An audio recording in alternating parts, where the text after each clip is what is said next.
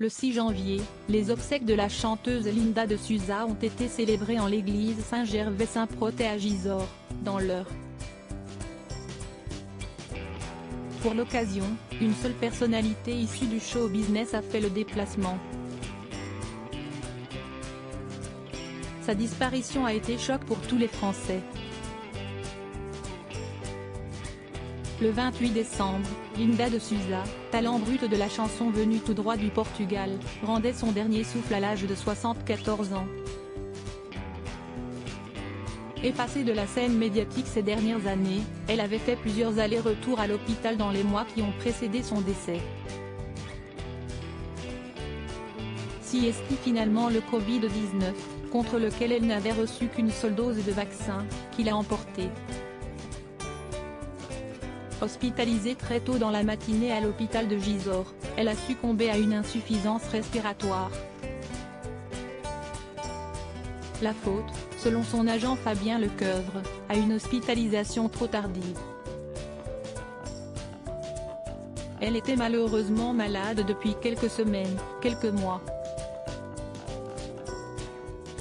Elle avait cette forme d'insuffisance respiratoire et elle a attrapé le Covid dans sa maison de retraite où elle était. Et elle a été transférée ce matin, un peu tard à mon sens, a estimé ce dernier sur l'antenne de BFM Télévision.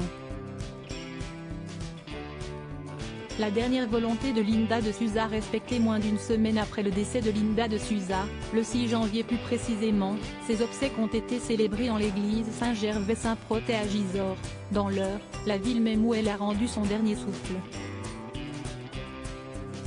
Pour l'occasion, son fils João Lança, avec lequel elle a pourtant été fâchée pendant plus de 30 ans, avait fait le déplacement avec sa fille Gabriela. Mais côté show business, une seule personnalité a fait le déplacement selon d'ici Paris, et ce n'est autre que Fabien Lecoeuvre, l'agent de la star décédée.